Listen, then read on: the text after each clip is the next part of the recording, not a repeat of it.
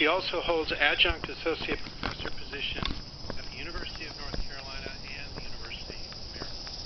Prior to these academic positions, Dr. DeMurco spent almost 15 years in the pharmaceutical industry, including positions at Abbott Labs and Janssen Pharmaceutica, where she directed outcomes research and studies. Well, thank you, Rudy. Welcome, everyone. Great to see all of you. And I really want to emphasize the point Rudy made. We work very hard at the Institute to have these open sessions. Our council meetings is available for the meetings. We stream them live, and we also record them and make them permanently available on our website, genome.gov. That includes not only the presentations themselves, but also all the various documents associated with those presentations. That includes my director's reports, and for those of you who are new to council meetings, I just want to make you aware that we create a pretty comprehensive electronic resource that's routinely developed each time we put together a director's report. This is analogous to supplemental materials associated with a published paper. We give the URL, a convenient URL is shown there. The slides that I'm going to show during my director's report are also available electronically. You can get them either as the native PowerPoint file or, if you prefer, as a PDF file. When we cross-reference documents or relevant websites for a particular slide, you'll see a document number on the bottom right of that slide. Those document numbers reference materials that can be accessed or downloaded in some cases at the website. If you go to the website shown here and go to a particular document number. And all of these materials and websites and everything will be permanently archived as a historic record of this meeting. There's going to be a number of other presentations during the open session of this council meeting. I'm going to deliberately tailor my presentation around these other presentations, so I'm not going to discuss in any detail the topics that others will cover. Immediately after my director's report, we'll be joined by my good friend and colleague, John Lorch, who's director of the National Institute of General Medical Sciences, who's here to talk not about his institute, but rather to talk about NIH's strategic plan for data science. Then after lunch, there's going to be two concept clearances. First, Nicole Lockhart will present a concept clearance for a Center of Health Resources and Analysis. And then Lisa Brooks will present a concept clearance for the Genomic Innovator. After that, that is not really the responsibility of this scientific director, in which he serves as the director of our division of intramural research, will be here to give a report and an update, if you will, about the NHGRI intramural research program. And then we're going to have two extramural program reports to follow. Adam Felsenfeld and Chris Wellington will talk about the NHGRI genome sequencing program, and then Anastasia Wise will talk about the Undiagnosed Diseases Network. So that's the plan for the open session. What I'm going to do in my director's report is to cover these 7 areas that are listed here, which have proven to provide a nice framework for the topics that I want to cover. And I'll start with one, and actually only one, update about the general institute update, but it's an important one because it relates to our new strategic planning process. So at the February council meeting, all of you hopefully remember that I announced and kicked off, if you will, the beginning of a new round of strategic planning for NHGRI, one that will establish a 2020 vision for genomics by publishing a new strategic plan in late 2020. Now, there have been a number of developments since that time that I want to briefly summarize for you. So earlier this month, we held our first public town hall. In this case, it was a virtual one in which participants joined by webcast and audio conference. The emphasis of this first town hall was to get input on strategic planning topics itself. And a recording of this town hall and the materials presented during it are available at the dedicated Genomics 2020 website. Now, there's going to actually be 2 in-person town halls over the summer that'll take place before this council meets again. One will take place in Seattle, Washington in June, and then one will take place in Palo Alto, California in July. We welcome those of you living in those general geographic locations to participate in these first 2 of what will be a series of traveling town halls, including town halls that will take place in places other than the West Coast. We have some of these already being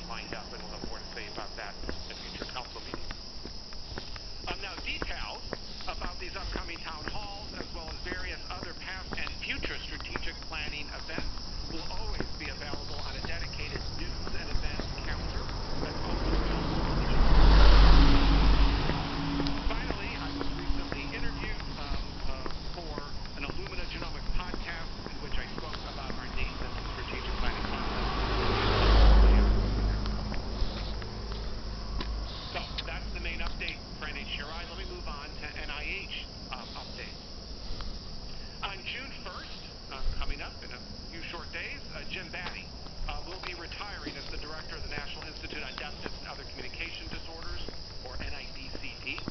Jim came to NIH as came to NIH in 1983 and has served as DCD director for 20 years. He also served as a member of the U.S. Public Health Service Commission Corps for more than 21 years, retiring as a Rear Admiral in 2008. Under Jim's leadership, NIDCD supported researchers who developed the tools and programs necessary to implement universal screening for newborn hearing loss. Now, over the years, Jim has been an important NHGRI partner, most notably helping to provide oversight of the Center for Inherited Disease Research, or CIDR, and also the Comet Fund Knockout Mouse projects, both COMP and COMP2. Judith Cooper will serve as acting director while NIH conducts a national search for a new NIDCD director. Another retirement, Richard Nakamura.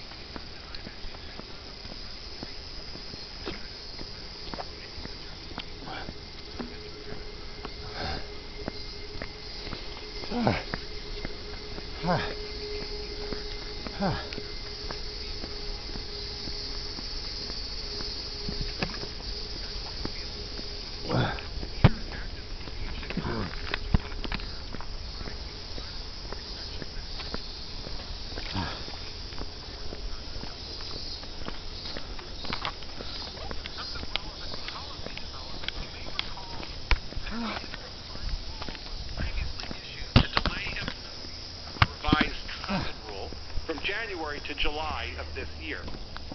Now, the Common Rule agencies have issued a Notice of Proposed Rulemaking, or an NPRM, that proposes an additional 6-month delay, meaning that the revised Common Rule will be implemented in January of 2019. Now, the NPRM is asking for feedback about the ability of institutions to comply with 3 burden-reducing provisions beginning in July of 2018. What? These provisions include the updated definition of research, under which certain activities are no longer considered research. Second, the provision that no longer requires annual review for some types of research. And third, the provision that eliminates the requirement that grant applications undergo institutional review board review and approval. And the NPRM is open for comments until May 21st. On the legislative front, a bill recently proposed in Congress is of interest to NHGRI and the genomics community more broadly. H.R. 5062, titled the Advancing Access to Precision Medicine Act, was introduced in the House of Representatives by Eric Swalwell, the Democrat from California, in February. The bill has been referred to the House Committee on Energy and Commerce. The stated purpose of the bill is to, quote, to provide for a study by the National Academy of Medicine on the use of genetic and genomic testing to improve health care and for other purposes, end of quote. The bill, if passed, would primarily accomplish 2 things. First, get rid of that. First, the bill would charge the National Academy of Medicine to conduct a study of how genomics can...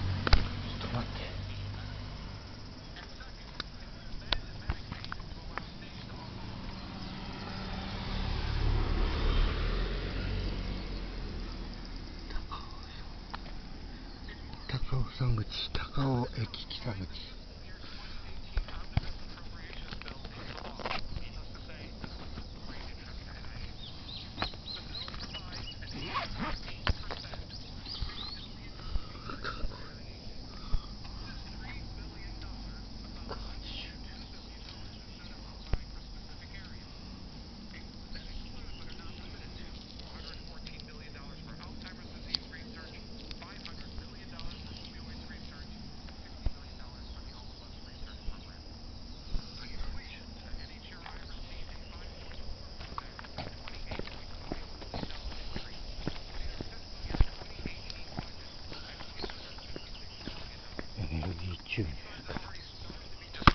NHGRI and the Institute is working extremely hard to utilize these additional funds in an efficient and effective manner.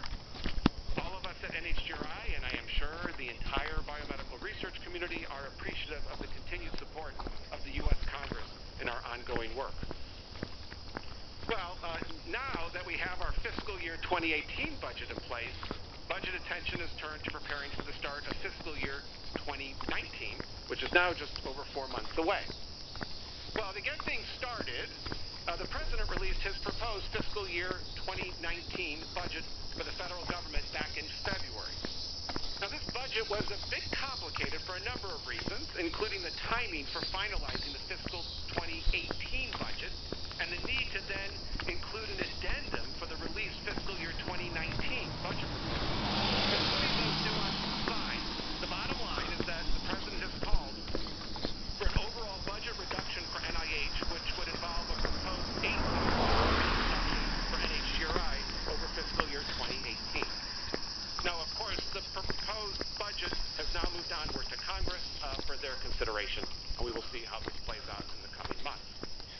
Well, with the President's fiscal year 2019 budget now proposed, the Senate and House are currently working on appropriations bills, including multiple hearings, such as shown here. There have been various developments in the budgeting process. These are happening in real time, including hearings that took place late last week, and they're likely to continue to do so throughout the summer and probably well into the fall. Now, it's useful to note that while the 2-year budget deal was reached earlier this year, that deal established top-line numbers only. Lawmakers now need to hammer out the details of how those numbers are divvied up, including how much money will go to the Department of Health and Human Services, and then in turn how much money comes to NIH. So we're obviously tracking all of these events carefully, and we hope to have more positive budget news at future council meetings. So, moving on now to general genomics updates. Starting with some sad notes, the first of which is the genomics community recently lost a true pioneer and a legend. Sir John Sulston, founder of the Wellcome Trust Sanger Institute in the United Kingdom, passed away all too soon at the age of 75. John received the Nobel Prize in Physiology or Medicine along with Sidney Brenner and Robert Horvitz for mapping out the cellular development of C. elegans, the nematode flatworm. Of particular relevance to NHGRI, John was a key leader in the Human Genome Project, someone who was an outstanding partner with NHGRI in all aspects of this historic effort. In addition to his scientific excellence, he was a strong leader in advocating for open and rapid data sharing. NHGRI is also mourning the loss of Slaughter, who recently passed away at the age of 88. Mrs. Slaughter served in the House of Representatives for over 3 decades, and most recently Genetic Information Non-Discrimination Act, or GINA, which was signed into law in 2008, and a strong advocate for genomics research in general. Her work on GINA protects patients and research participants who undergo genetic and genomic testing from discrimination in health insurance and employment. And interestingly, in a pointed way, it was pointed out to me this weekend.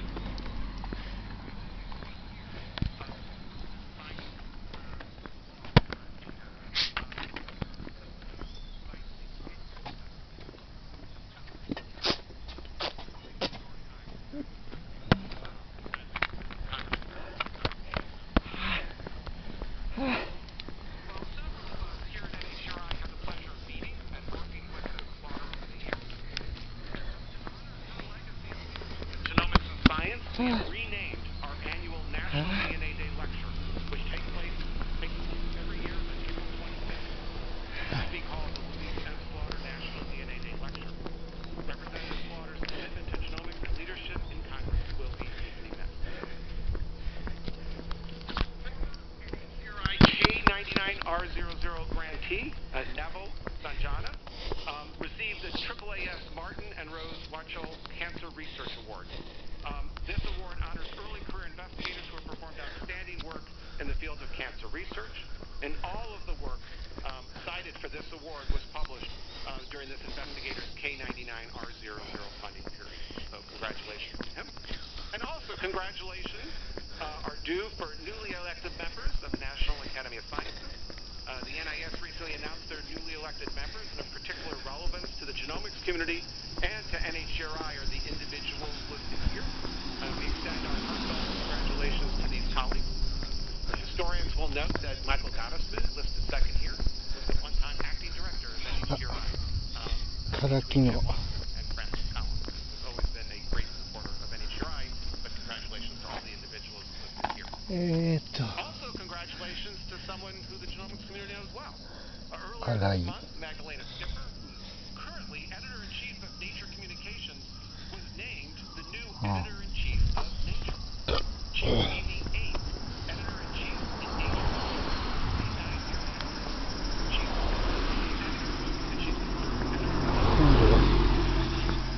Dr. Skipper is well known to the genomics community, having major editorial responsibilities in the genomics area for many years at Nature. She will succeed Phil Campbell, and she will start in the position in July. Look forward to her new role with Nature. And lastly, first up to give you the update of genomes in the news, because there have, as always, been a number of recently generated genome sequences reported since the last council meeting, including, and here we go, the marbled crayfish, 30 different citrus species, the Sydney funnel web spider, the eastern Australian mouse spider, the lovely cockroach, Solodendron, the sweet wormwood, the Egyptian rosette bat, the California yellowtail, and here we go, the fin whale, humpback whale, the gray whale, the sei whale, the and the leopard.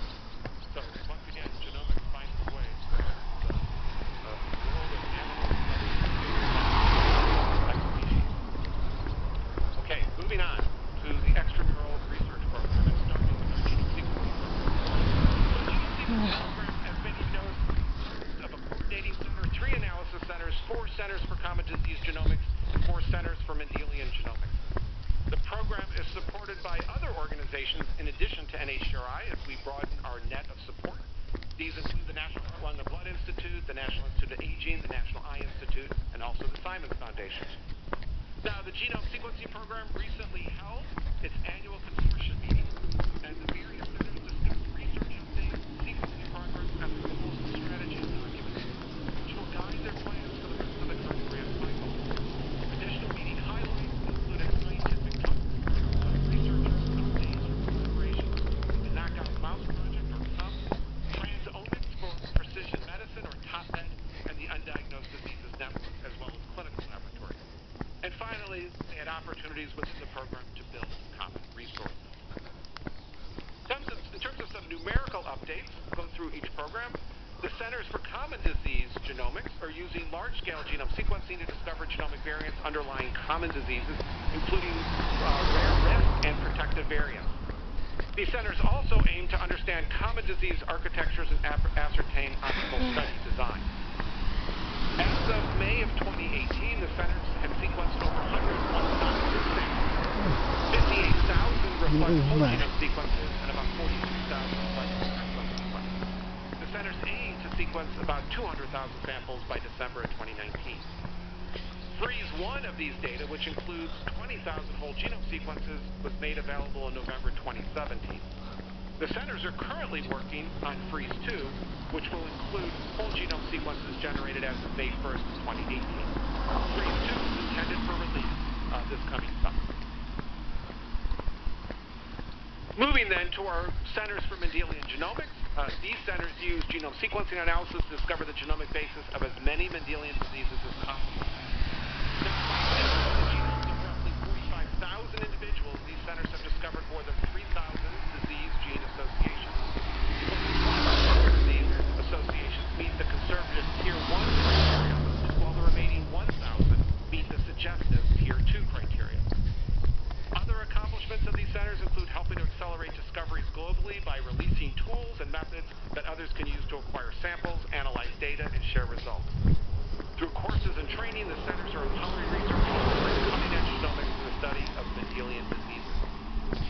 As a result of both their discovery and outreach efforts, the centers have been involved in more than 450 publications to date. Now, a subset of key collaborators within these centers include the Knockout Mouse Project, the Undiagnosed Diseases Network, Matchmaker Exchange, thousands of sample providers, and tens of thousands of patients and family members. NHGRI staff recently convened a 4-hour webinar in March to discuss the Human Genome Reference Sequence. Specifically, over 65 stakeholders were asked to discuss the future of NHGRI-funded components of the Genome Reference Consortium. Topics included how the reference, which currently includes 261 and 70 novel patches, as shown on this figure, how best they should be represented, how to include haplotypes in the data, what additional data sets are needed, what bioinformatics tools should be developed in conjunction with the reference, and how the consortium can improve education and outreach opportunities for the basic science and clinical communities. Also affiliated with their genome sequencing program, the Cancer Genome Atlas, or TCGA, is a coordinated effort between NHGRI and NCI to better understand the molecular basis of cancer. This project completed data generation in 2016 and has 2 noteworthy capstone activities this year. First, the Pan-Cancer Atlas was published last month as a collection of 27 papers across a suite of cell journals. The project provides a unique, comprehensive, and interconnected understanding of how, where, and why tumors arise in humans, focusing not on cancer genome sequencing, but also on different types of data analyses, such as investigating gene and protein expression profiles and associating them with clinical and imaging data. Second, there will be a 3-day cell symposium in Washington, D.C. in late September to discuss future research enabled by the TCGA legacy, and to mark the end of this decade-long effort. Abstracts are due June 15th, and the registration deadline is August 10th. Moving on, NHGRI's Technology Development Program continues to move forward, paving the way to new technologies and discoveries in genomics. After the success of the previous funding announcement, NHGRI is again soliciting applications for novel nucleic acid sequencing technology development that involves both DNA and RNA, direct RNA sequencing. The first application due date for this new request for applications is June 27th. An advanced genomic technology development meeting will be held at Northeastern University later this month. Novel DNA sequencing and genomic technology developers from the program will come together over several days to facilitate collaborations and interactions. Meanwhile, an adjacent public meeting will allow broader community participation and also discussion of NHGRI's next phase of strategic planning. The goal of the Encyclopedia of DNA Elements, or ENCODE project, is to create catalogs of all functional elements in the human and mouse genome, and to make those catalogs freely available as a resource to the biomedical research community. Its registry of candidate systems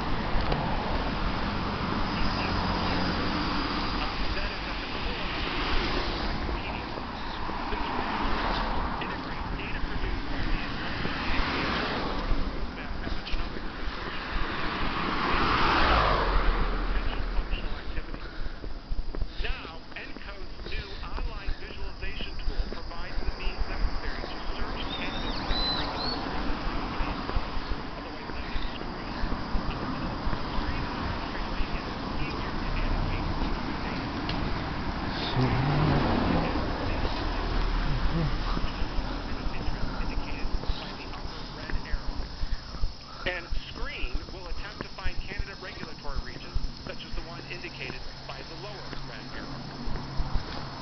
One can also find out the expression of the gene of interest by entering that gene name indicated by the upper left green arrow, and then clicking on the gene expression tab indicated by the upper middle green arrow, which then reveals the gene expression result indicated by the bottom green arrow. ENCODE tutorials, including a recent tutorial about using Screen, can be found on the NHGRI website, genome.gov. Altogether, Screen consolidates in one website information important to understanding gene regulation and expression and its relationship to human health.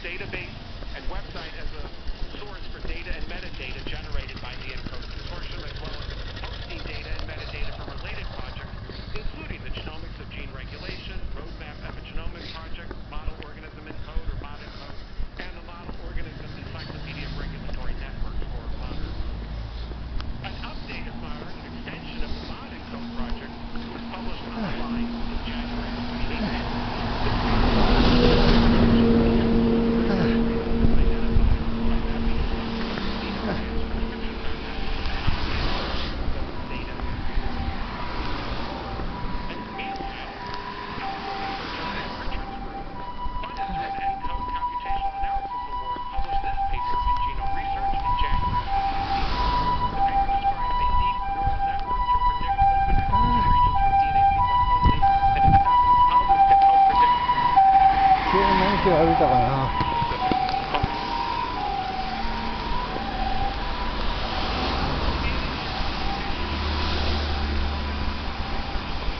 キロぐらいにしようかな。Tools that maximize the integration of genomic data into biomedical research. The program hosted a workshop in the fall of 2016, which yielded recommendations for NHGRI to pursue in bioinformatics and data science research over the next 3 to 5 years. あら、おもちゃ模型のもどかった。私の大好きなおもちゃだ。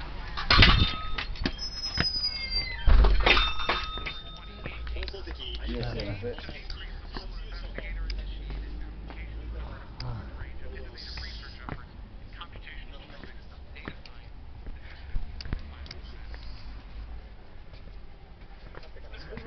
山から降りてきたね。はい。朝遅かったの？朝は早かったです。あっちずっとあっちの裏の方まで。回ってきたの。はい。今日暑かったでしょ。暑かったけど。もう白山でかき氷300円で食べて、すごく美味しかったです。はい。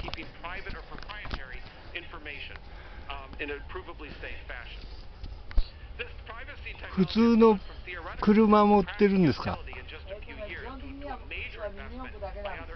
ここになんか普通みたいなのがあるんですけど。バンダイのバックシートでしょ。これもミニ四駆ですか？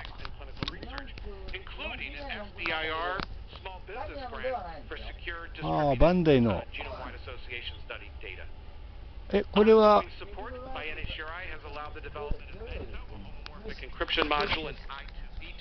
これのそう、バンダイの、ね、バックシールド。サイズはミニ四駆と同じでモーター130ワットなんですよね。で、形がこれなんですか？そうですね。いくらなんですか？1600円ぐらいかな。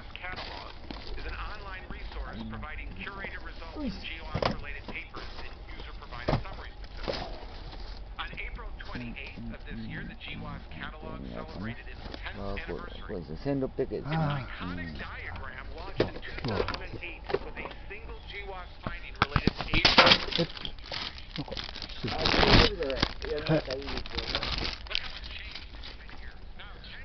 どうもありがとうございました。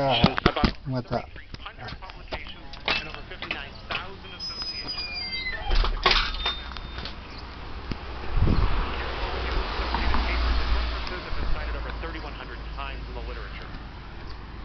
The numbers of studies continue to increase over time, suggesting that the initial investment in GWAS continues to yield dividends, even as more advanced DNA sequencing technologies are becoming widespread. And in honor of its 10th anniversary, the GWAS catalog team has created a video of the time series available at the GWAS catalog homepage. The Clinical Genome Resource, or ClinGen, defines and disseminates the clinical relevance of genomic variants for use in precision medicine. ClinGen was a very active participant at the American College of Medical Genetics and Genomics annual meeting.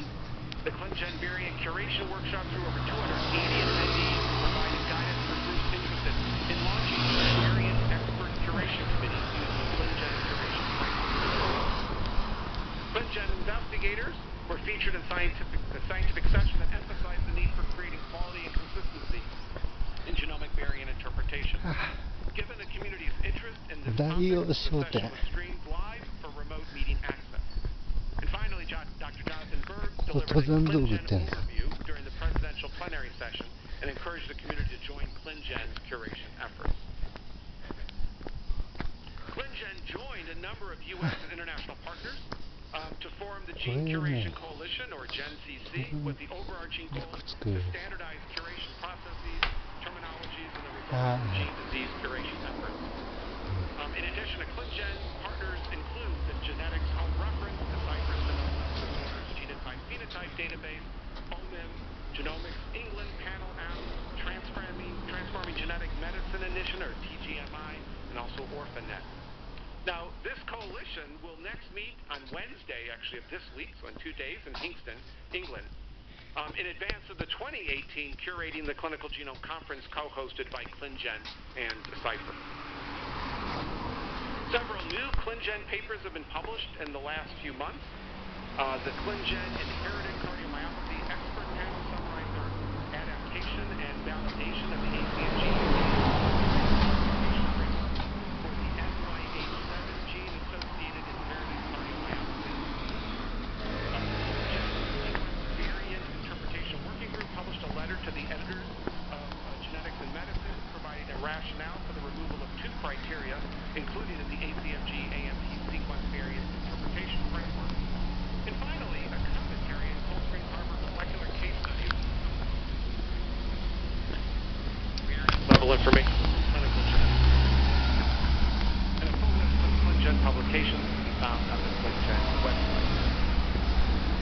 Meanwhile, the Clinical Sequencing Evidence-Generating Research, or CSER program, aims to generate evidence related to the clinical utility of genome sequencing with a major emphasis on recruiting ancestrally diverse and medically underserved populations.